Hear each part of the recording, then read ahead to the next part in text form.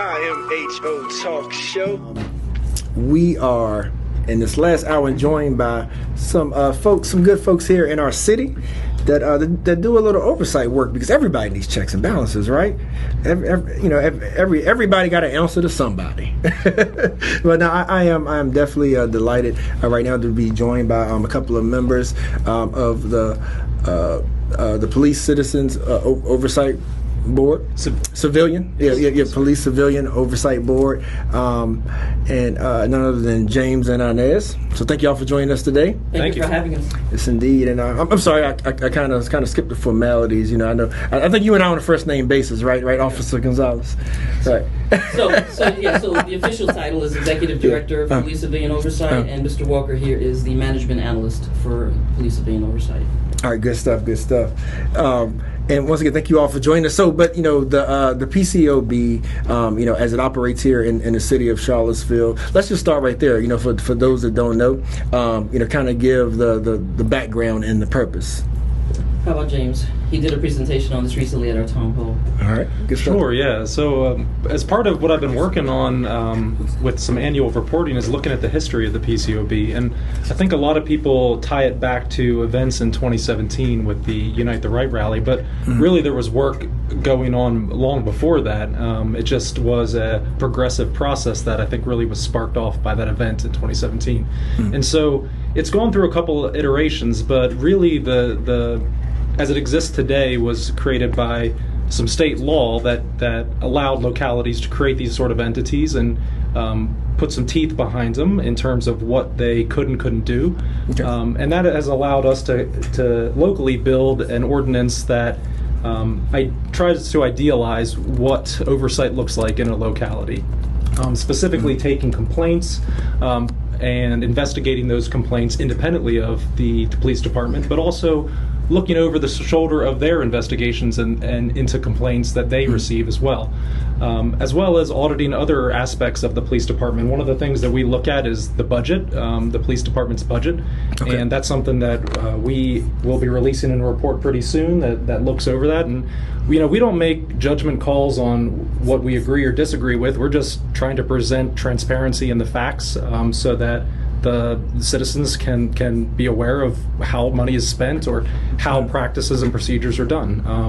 And I think another big piece is policy. So policy is something we look at frequently, both here locally as well as at the state level. And that's going to inform, I think, some of our discussion today. There's some recent state policy that is changing the automated license plate reader protections across the state, kind of formalizing it so that it's not each entity, each locality across the Commonwealth doing their own thing. It's trying to standardize that. So that's some of the variety of stuff we do. Got you.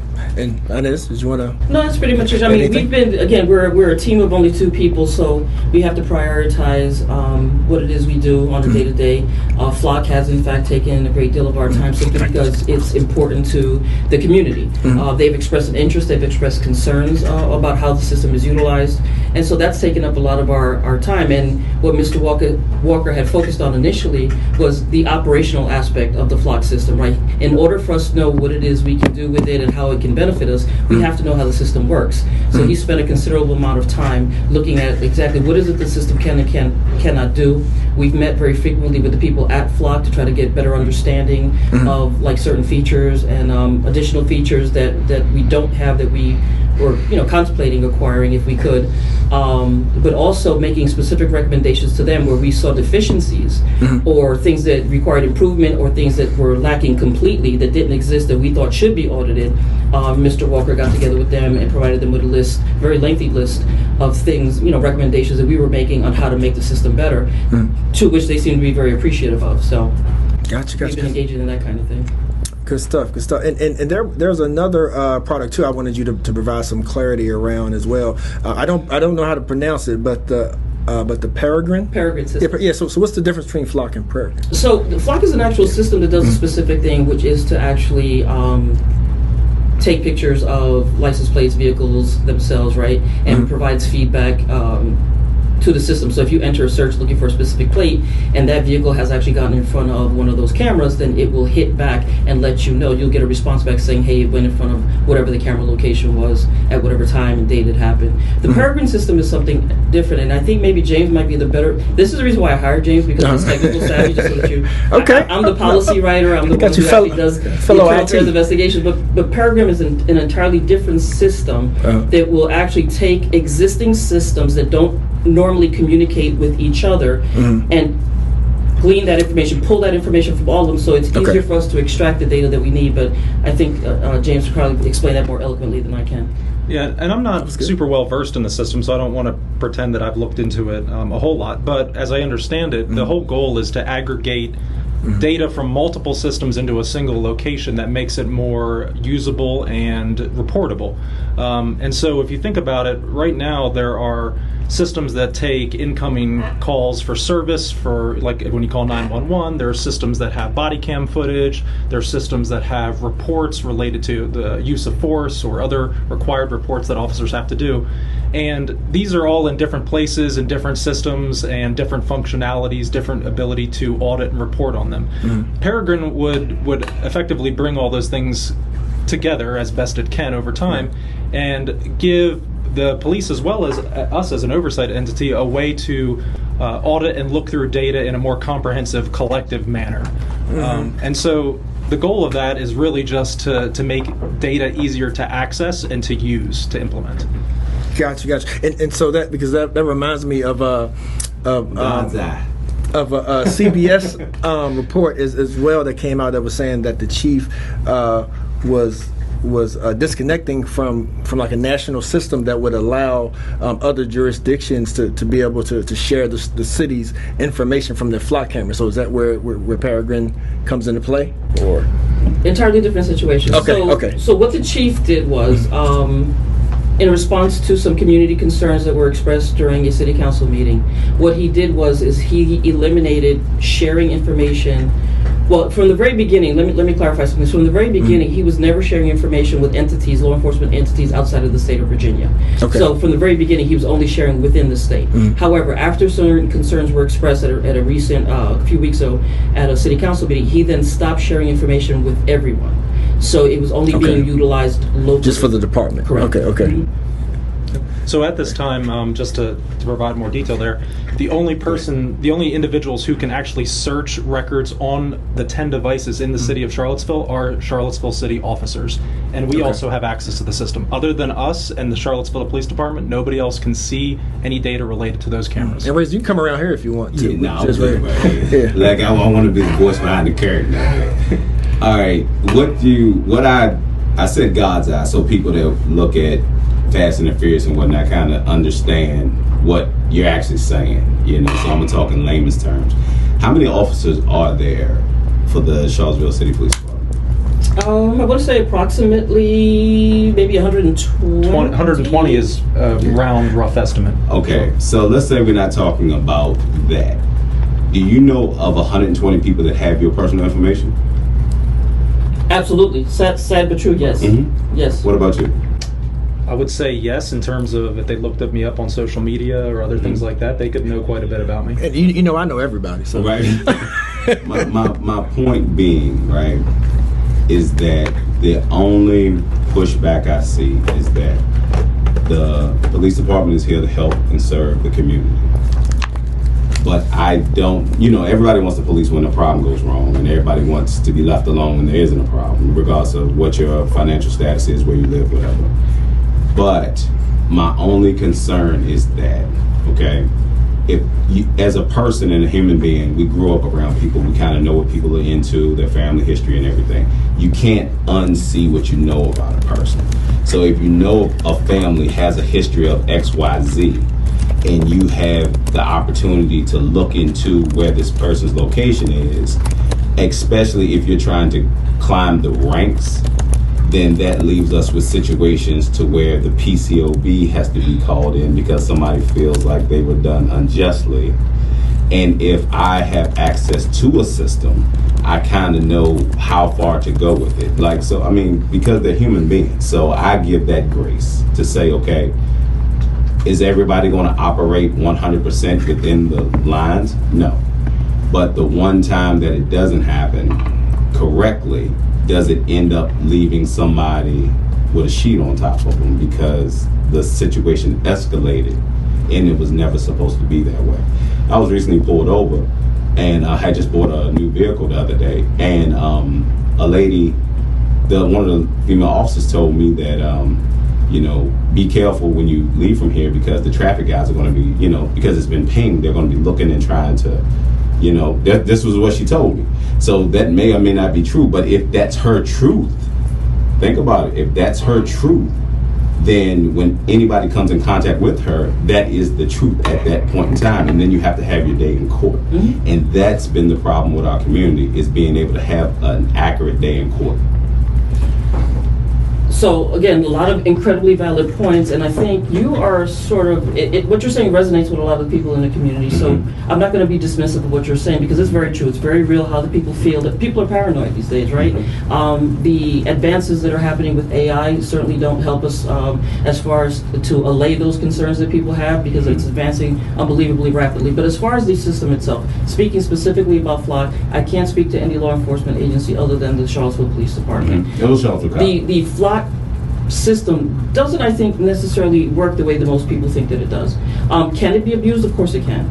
I think that the legislation that's going into effect July 1st is going to go a very long way to not only regulate what we do here in Charlottesville, but it's going to regulate what law enforcement agencies do throughout the state as it pertains to FLOC.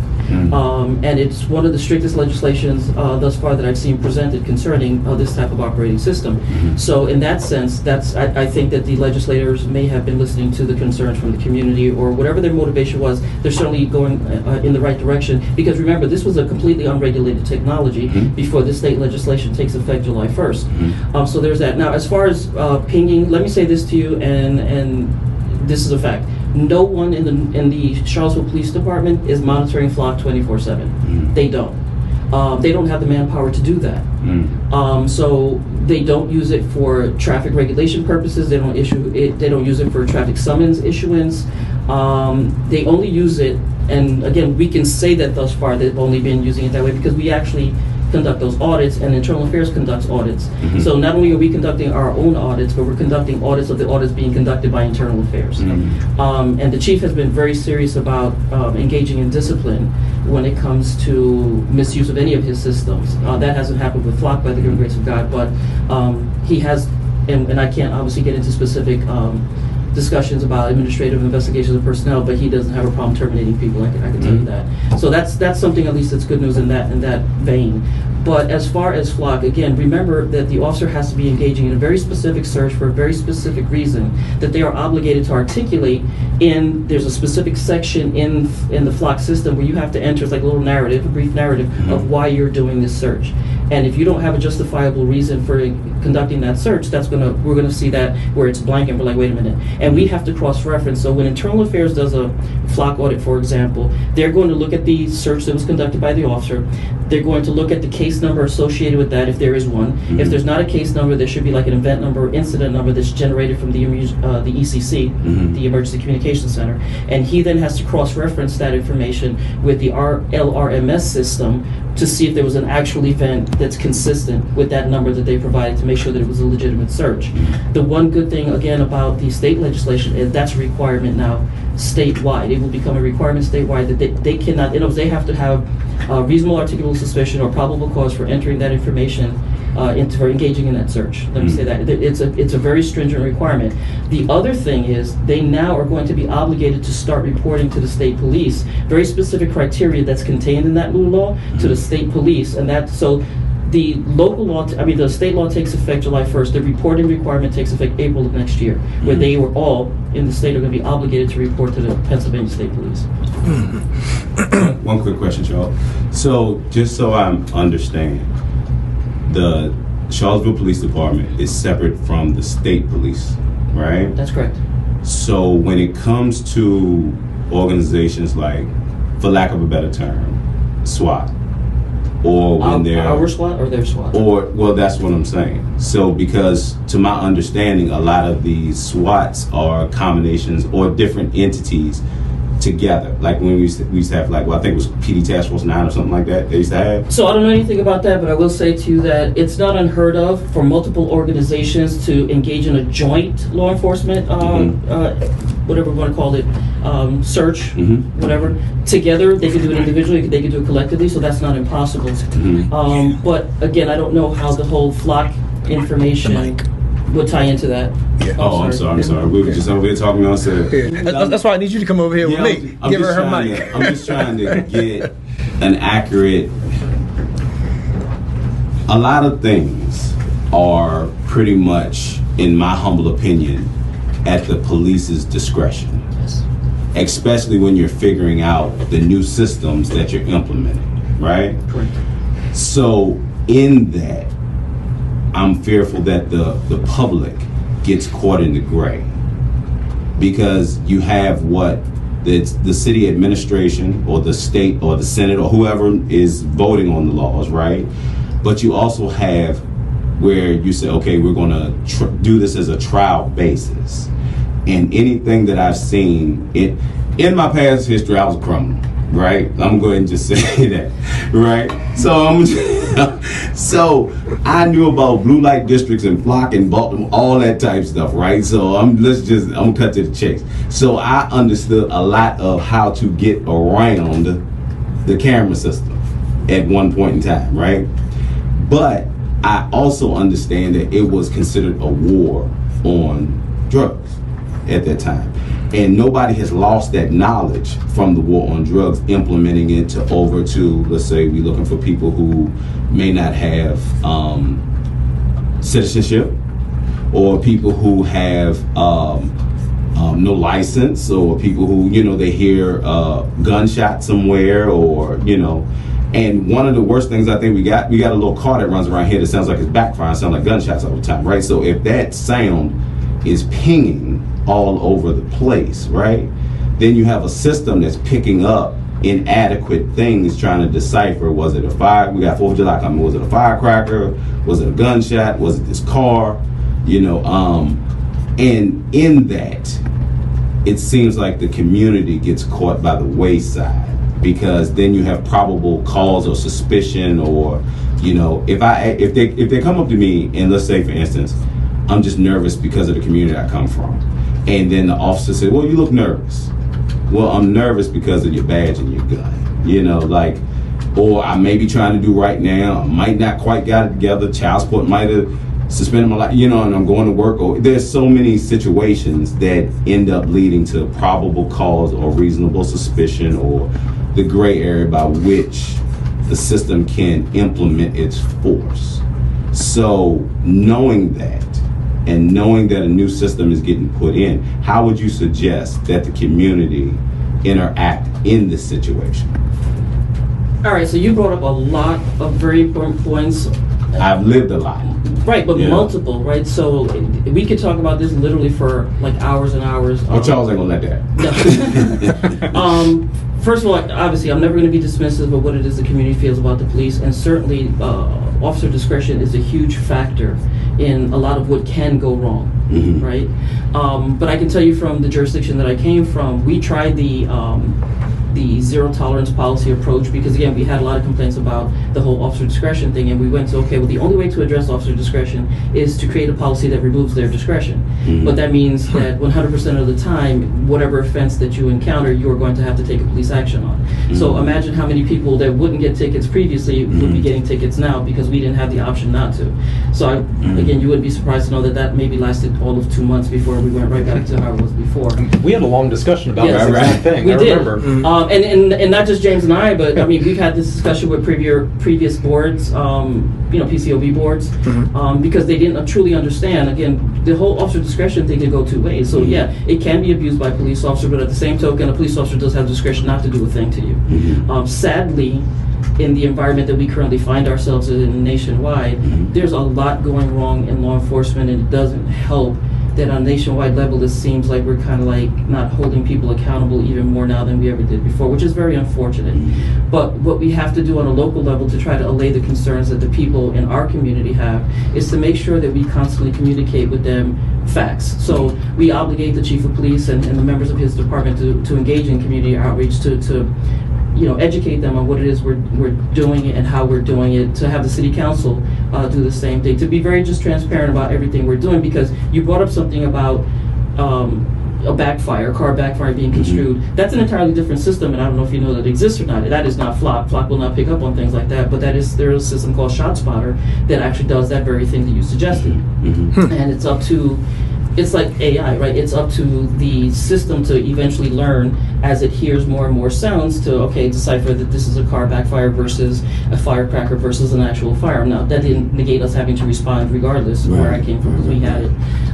But yeah, there's multiple systems, and I think it's important for us to educate the community on how each one of those systems work so that they understand. I don't think that anyone ever before has ever had the conversation with the community of that that Flock is not monitored 24/7. It isn't. And for whatever concerns people may have with how their information is being utilized, which is a legitimate concern, know that despite the fact that we were initially unregulated, even when we were unregulated, the chief of police decided, because he was listening to the concerns of the community, to have a 7-day retention period for that information, and then it would be destroyed. Right, so you wouldn't be able to access it after 7 days. The current state legislation has it at 21 days for everyone in the state. Despite that, the chief is keeping it here at 7 days. So despite the fact that the state law allows him to hold it for longer, he's still going to keep it at 7 days. So at least that's the last conversation that we had pertaining to that. The other issue is, yes, if I wanted to track you down easier than Flock, all I really need is this. A lot more information has been leaked out from companies that hold our healthcare information, that hold our credit card information. I mean, how many times have you guys got letters in the mail that your information was compromised, right? So happens a whole lot more, and it's already out there. It's in the dark web, and I'm not justifying that, because again, you're not wrong in what you're saying. Flock can be misused. It's up to us to make sure that we have the checks and balances in place to make sure that it's not abused, and if it is abused, that we hold the people that abuse it accountable. But I think, again, the state legislation is going to go a very long way in addressing that. But yeah, I think just educating the public on, just answer their questions openly. I'm trying to think of what else it is that you mentioned, because you mentioned so many really good points that I'm trying to make sure that I get everything in there. That's good. I think thank you for that. I mean, just James. to hit on some of those other if I'm good. So I used to work at a marketing company, digital marketing, and one of the interesting things and conversations there was about geolocating advertising to know if you have been in a specific store.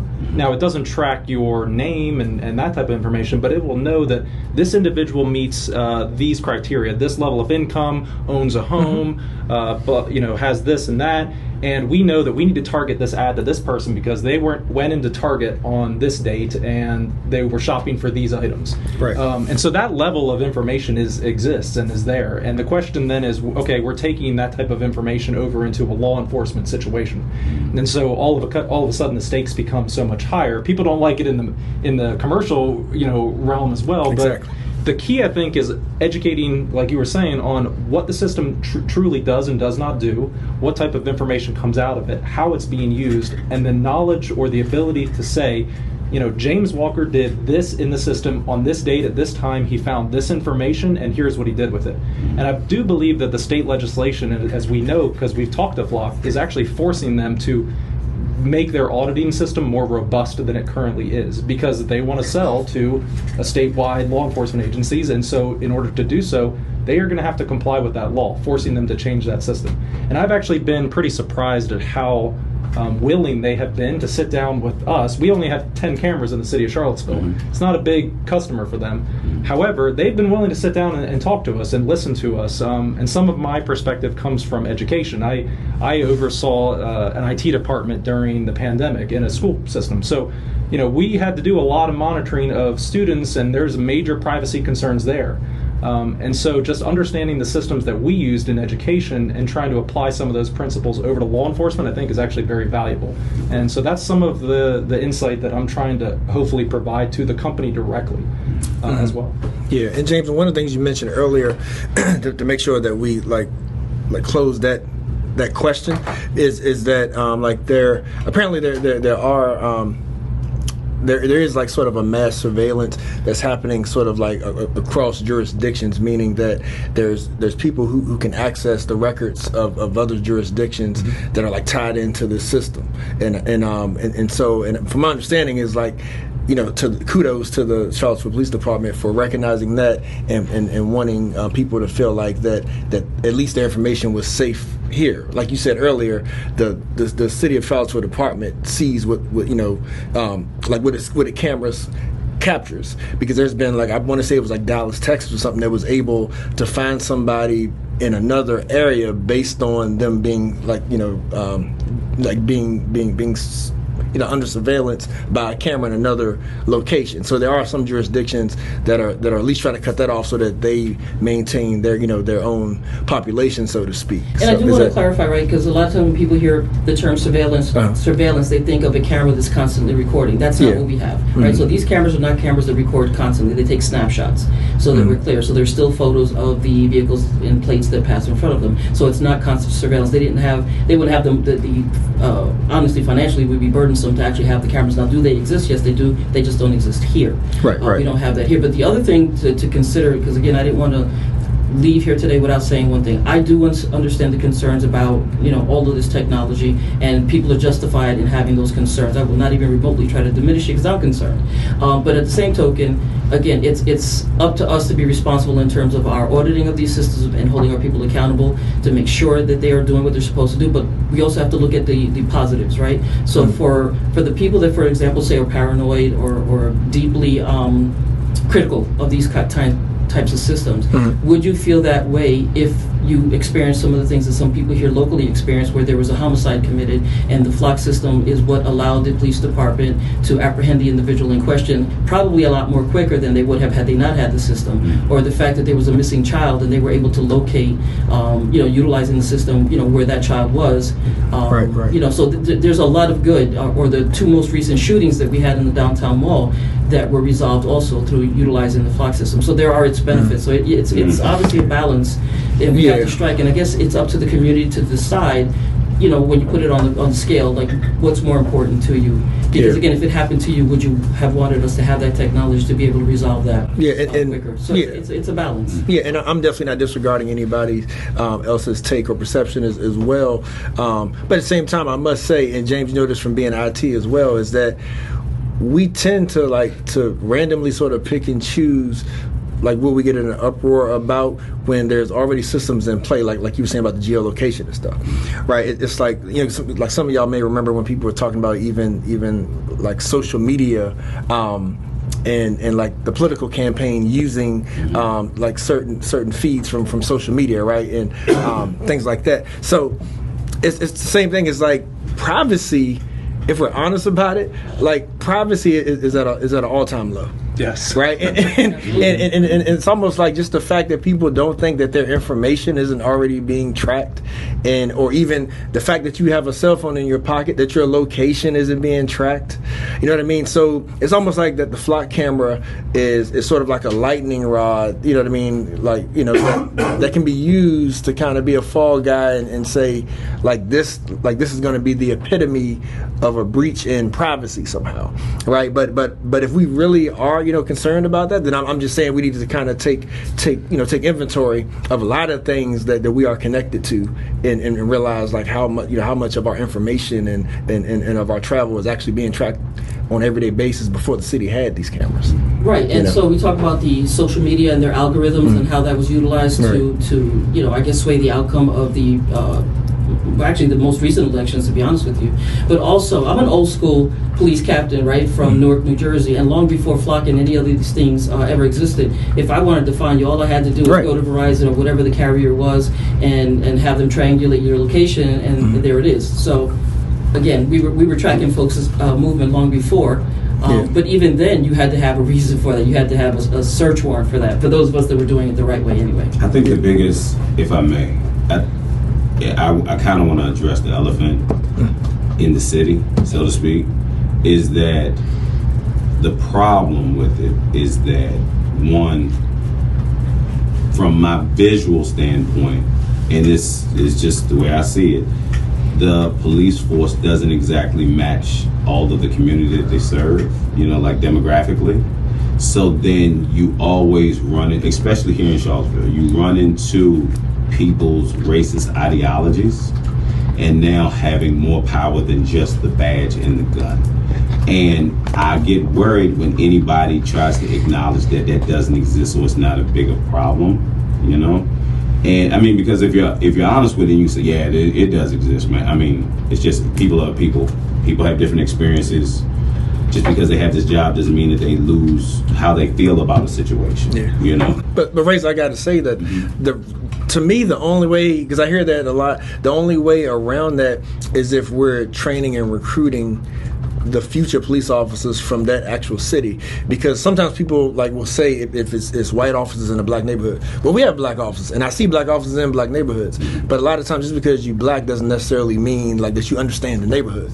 Well, hold on, Charles. Also, one thing you got to realize is that because, let's say from the 80s on, there was such a target on putting felonies on black males that it's hard for them to first get their rights, then become an officer, and then all that. So we can't overshadow the fact of the hurdle exists right from the age of 15, 14, that the chance, they show that everybody gets in trouble at the same rate regardless of what your color is, but the prosecution rate is different.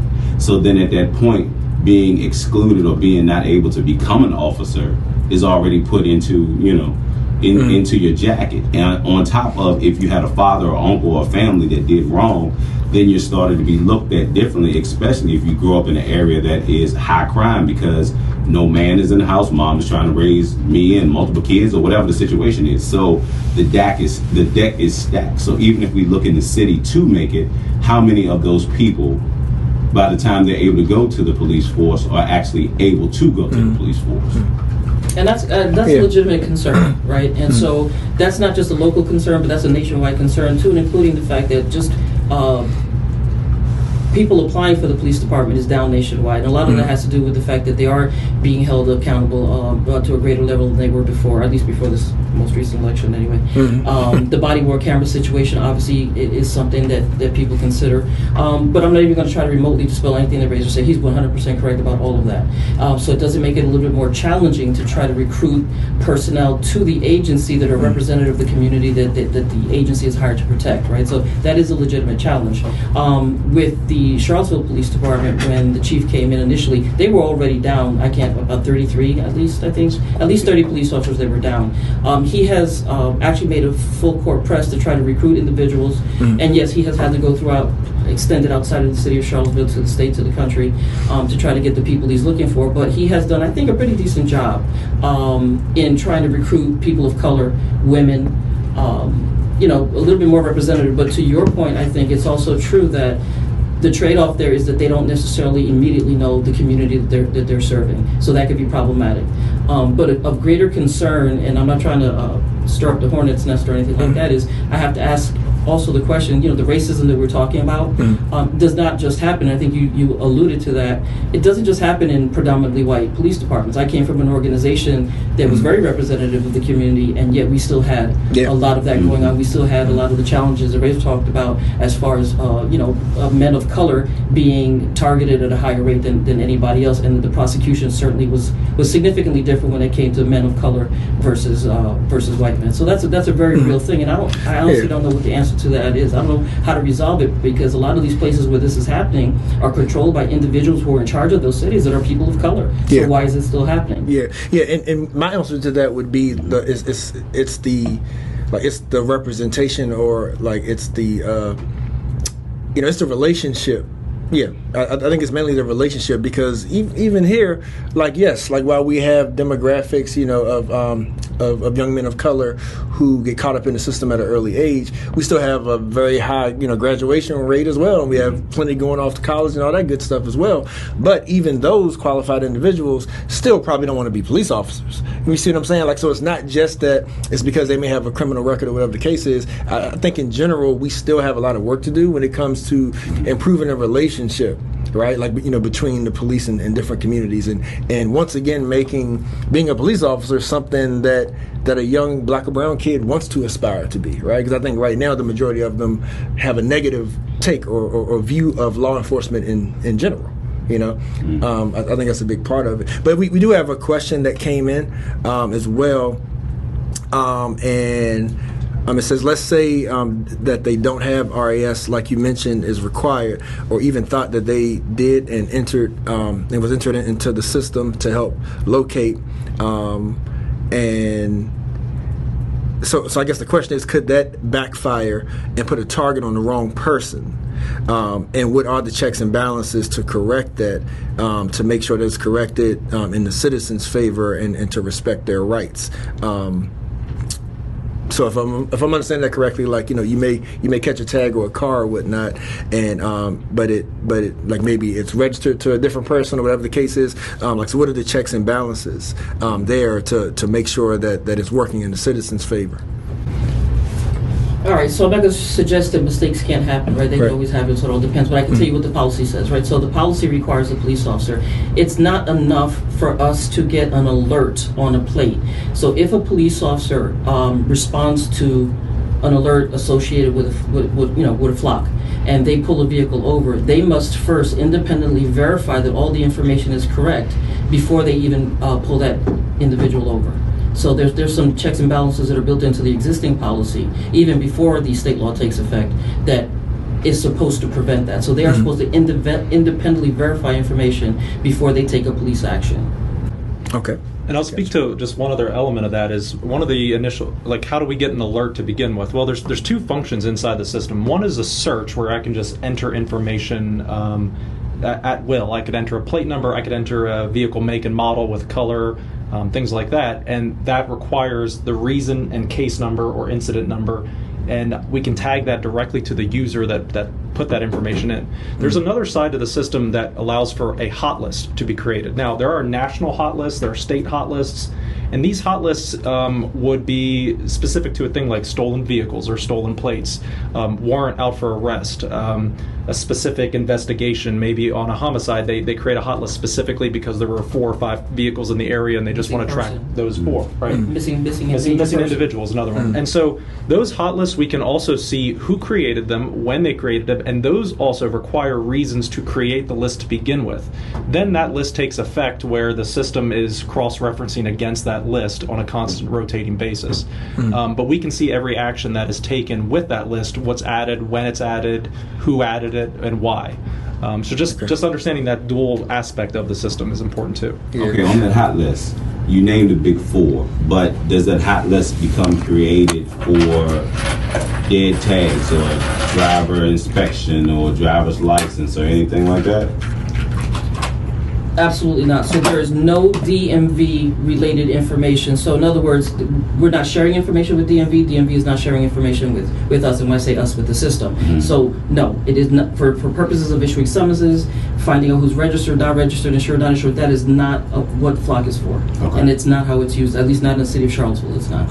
Okay. Another question that came in is violating the Fourth Amendment rights. Like, has this come up from any citizens that feel like that they're in violation? What is the Fourth Amendment? So in particular, the question that came through is and in particular the question is about being able to collect data or track a vehicle without a warrant. Like, so does the need for a warrant versus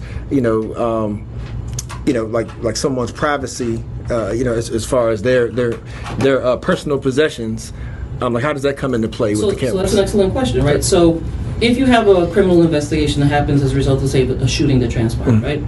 So now, once the police are provided, let's say, with a suspect automobile, this is a description, and if they have a plate, they get the plate, they enter it into the system, and now let's say it alerts. All right, they respond to the location where this vehicle supposedly is, they independently verify that this is the information, that we put in, this is in fact the vehicle we're looking for. That is their actual legal justification for pulling that vehicle over. However, searching that vehicle is an entirely different situation that in all likelihood will require the police department to get a search warrant. But every circumstance is different. Remember, the circumstances and the actions of the individuals will determine like what level they have to go to next. So if there's something that occurs independently while that same motor vehicle stop happens that gives the officers what they need at the moment, say, to justify an additional search of that vehicle, then they can. So it varies. But just based solely on that information with no other extenuating circumstances, then yeah, they would likely get a search warrant to be able to take that further. Gotcha. Awesome. I think we are joined by James and Inez of the Charlottesville Police Civilian Oversight Board. And I know one of the things that we had come up that the listeners wanted us to address is as far as what's going on right now with immigration in general. Because again, like that, there has been some stories around the country of where there's at least a discussion of whether or not flock cameras are being used, for that as well, like to try to spot like some undocumented residents and whatnot. So from the oversight board's view, and being that that's a hot topic right now, kind of give us the highlights, right, or like the overview of how you all's board and your department is involved with making sure that citizens' rights are protected, like when it comes to things like this. And even if when there's times of even like ICE agents being in the area, like is there oversight for that? Like what power does the city have when it comes to the interactions of the community and deportation right now? So let me answer the easiest question first, right? So as it pertains to agencies outside of the city of Charlottesville, the Police Civilian Oversight Board has absolutely zero jurisdiction. We can do nothing about it. If for example, ICE agents engage in conduct that's whatever inappropriate or illegal or whatever, and people want to bring it to our attention, there's nothing we can do about that. We are solely responsible for the Charlottesville Police Department. As far as the immigration-related information, our agencies throughout the country cooperating with ICE agents in terms of searches specific to immigration? Yes, they are. I can tell you that is, you're right, it is a huge concern in the city of Charlottesville. Residents have at city council meetings brought it to the attention of the council what their concerns are, and as a direct result of that, what I wound up doing is I asked James to, right after that council meeting, I asked James to do an audit right now to see whether or not anyone from within the state is engaging in searches of our system specific to immigration-related searches, to which we learned that yes, they were. So as soon as we saw that, we brought it to the chief's attention immediately. He then asked James to engage in a search from January 1st to current, which was like mid-June, June 6th or something. Somewhere thereabouts. So we engaged in the search for the chief and learned that there were, and mind you, it wasn't a large-scale situation. It was about 70, I believe. That now, mind you, we're relying on what another agency typed into the reason box, right? So we have no way to validate or verify that. We can only verify or validate what's inside of our own department, right? So there were some agencies that did, in fact, put the immigration ICE, right? Those types of. But then, search. of course, you've got agencies in the state that weren't putting any information at all in the boxes where they were required to. Sometimes I've seen ones like 1, 2, 3, 4, 5 as the reason put in. Or they would put the initials of the organization. So we can't control what other entities do. But I can tell you this: just as soon as we brought to the chief's attention that was being done, he asked James to conduct that broader search starting from January 1st, and when he saw that it was in fact being utilized, he ceased all sharing with everyone else in the state. Now, of course, the ramification of that is we don't get anything back either, so we are limited. So the use of our 10 cameras is just by us. We won't get information from outside of the state. So if we were looking, say, for a suspect vehicle and it went outside of the scope of our cameras, outside of our jurisdiction, then we wouldn't be getting information on that. Not in the traditional way, not in the way like through flock. We would have to do something different, like enter the information into the state, like NCIC and the state system. And let's say, for example, that it passed in front of another vehicle and they caught it and pulled it over for that reason, then of course they would notify us that they had that vehicle. But yeah, not through the use of the camera system, because again, we shut off all communication with other jurisdictions. And I would say, I mean, this is one of the benefits of the state legislation, because it does help standardize that process, and it puts the state police in the role of being the kind of the arbiter of that data back and forth to the localities. So there is going to be some standardization at the state level, and that helps. But I do actually, I think from the recent talk with Flock, we do still have access to some cameras out there in maybe not in the Commonwealth, but there are some, and I would have to dive into the system a little bit more. But currently, there is not a single entity, state, federal, whatever, that can look at our cameras. So that is true. That has been entirely cut off. But there are still some that we can access, although to your point, we have been removed being able to see into those other systems by quite a few. So. Thank you for that info. So maybe lastly, because I think people understand the board and what it does, but as far as the lines of communication from the community, right?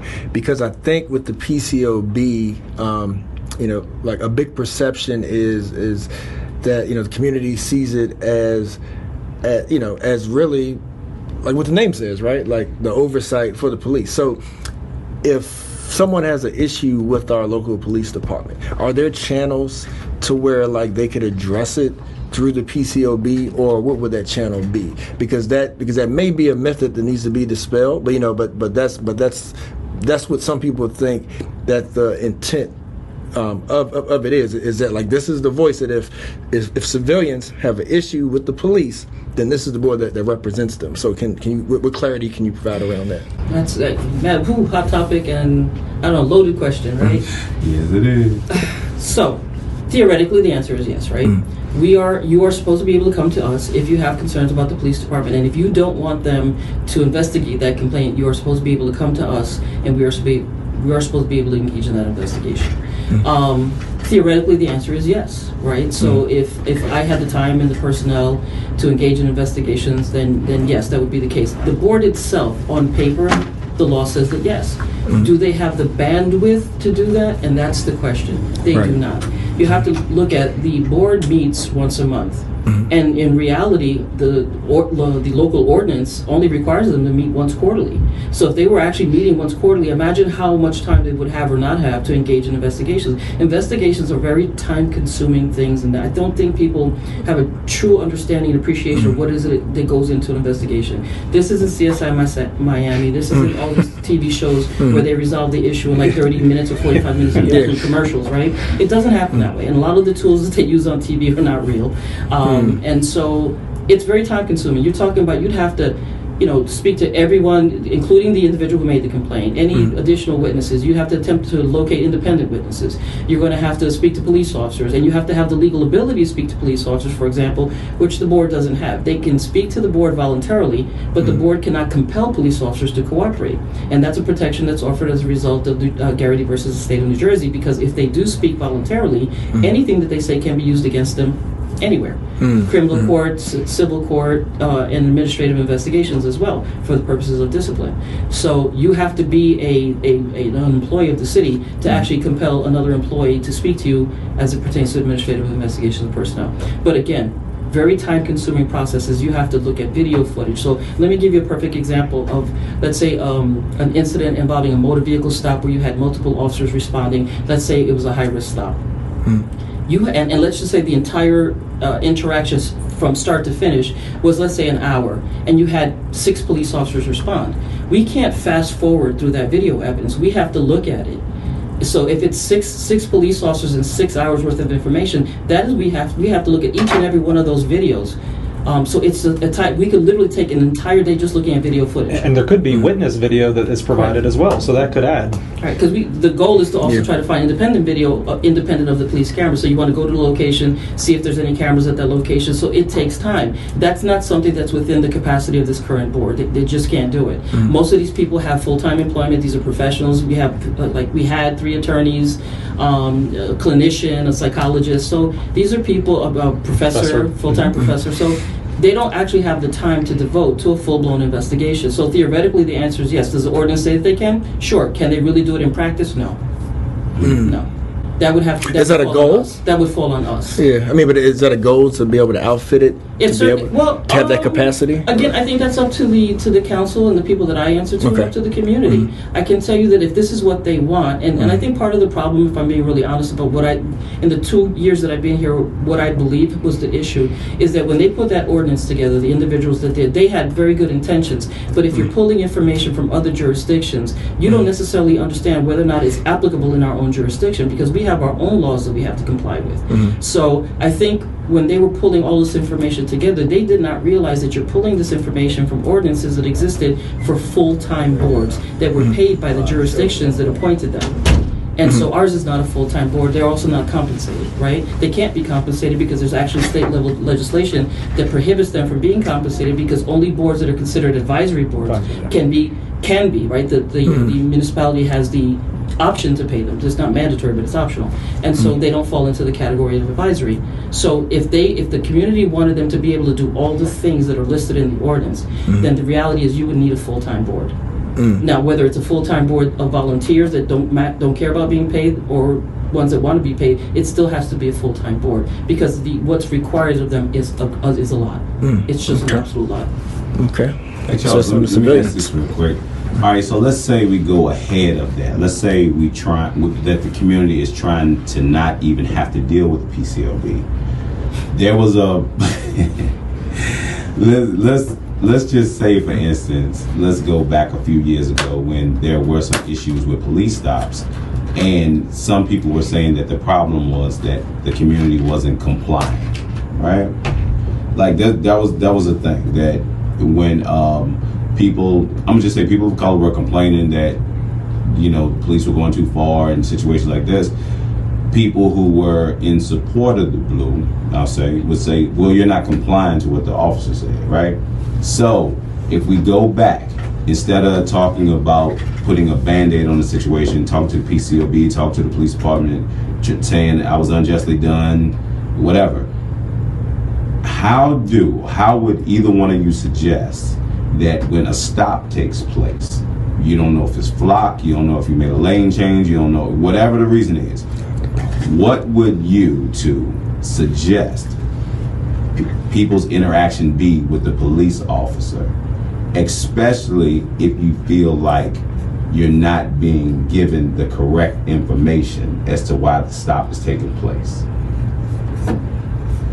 Again, loaded question. I don't know that there's any one solution, right? So I could sit here and say that if you fully comply, and it's interesting because James and I were asked recently by the Office of Human Rights to look at a pamphlet that they actually created that they want to distribute to and have been in the past distributing to the community about know your rights when you engage a police officer. And I can tell you that if you followed every one of those recommendations, that you won't have an issue, but we all know that's not true, right? We all know that you can be 100% cooperative and still have an issue, and that is the unfortunate reality of the situation here in this country. It is what it is. So you have good cops, you have bad cops. I'm not even going to try to sugarcoat that. Right. I still like to believe in my heart that we still have more good ones than bad ones. Again, that's what I'd like to believe, right? So I don't know. And it hurts me to say that because having been a retired police officer who all my life wanted to do what was right, it does hurt to see when they're not doing the right thing, and it hurts good cops out there, right? It hurts the reputations of good cops who are actually trying to do the right thing. But would I always recommend that you cooperate 100%? Yes. If the police officer doesn't tell you why they're pulling you over, and they should, right? And we have a policy in the city of Charlottesville that dictates them. We recommend that you take the following actions whenever you engage in a motor vehicle stop, which includes telling the individual why you pulled them over, introducing yourself. I am Officer Inez Gonzalez from the Charlottesville Police Department, and the reason I pulled you over was this, right? That's theoretically how it should happen. If it doesn't happen, however, I don't think that that's the time to argue. If you feel that your rights are being violated, I don't believe that is the time to fight. I'm not saying that you shouldn't make a complaint. I think what you should do is make as many observations as you possibly can. Document mentally, or even ask, hey, listen, after it's all said and done, can I get your name and badge number? Now, 9 times out of 10, all you have to do is look, because I'm not going to suggest to you that there has been instances when a person asks for the name and badge number where it only makes the police officer more irate. I haven't seen that here by the good grace of God, but I know that it happens. So my suggestion is take as many notes as you possibly can, but fully cooperate. If they want your credentials, then show them your credentials, even if you don't think you did anything wrong, and then file a complaint afterward. Right, and then make an issue out of it afterward, and pursue it immediately after it happens, because remember, we're fighting against sometimes retention periods. So we've had individuals that come to our office 3, 4, 5, 6 months after the fact because they had an epiphany on all of a sudden now they want to file a complaint, and it's very difficult for us to now then backtrack to try to find the video information that we need in support of, or to even say that a motor vehicle stop occurred and the officer maybe didn't have their camera on, which is a violation, by the way, because officers, when they interact with with the citizens, are supposed to have their cameras going. The reason is to dispel any concerns that anybody might have about what actions they did or did not take. So that's an extra check and balance that's necessary, and I'm one of those advocates that will tell you that when a citizen police encounter occurs and the officer didn't document it through their body cam, I have a huge problem with that. That's a big bone of contention for me, because again, then I hate to say it, but I make the assumption that either you willfully didn't do it, or you know what I mean. I hate to cast aspersions, but I don't care for it. But also, reporting something like that in the form of a complaint can also help to establish a pattern of practice. If there's a specific officer who doesn't turn that camera on a frequent basis and is then engaging in some sort of misconduct, by reporting that as a complaint, we're going to start to see the pattern of this officer is not turning this camera on. And, you know, discipline is progressive. So as an incident is occurring repetitively, that helps establish that pattern of practice to Makes that sense. officer. That's important. Yeah. So so Inez. Oh, But the bad part, yeah, I know we got to wrap up, but the bad part about that is that, and I have to say this, is that the grace that you're talking about for like developing a pattern doesn't always roll over to the community, and then sometimes you might not get your day in court. So I hear what you're saying, but it's unfair that it's looked upon one way and judged on another. Yeah. Live to play another day, as they say. You know, play it smart. But before we let you go, thank y'all for joining us, and you know, definitely got to have you back. You've been here before. I got to have you back, James. Appreciate it. Because of course, you know, this is an ongoing conversation, right? And so, but as we let you go, make sure folks know how to get in touch with your office if they need to inquire. So the phone number is 434-970-3794. Or the email is an easy one, pcob@charlottesville.gov. pcob@charlottesville.gov. We also have a page on the City of Charlottesville website. We're under the Departments tab, as well as our office is right there downtown in the Market Street parking garage. We're right there along the side of the garage near City Space. The upper level, right? Yep. Gotcha. Well, thank you all, and thank you, IMHO family. Till next time.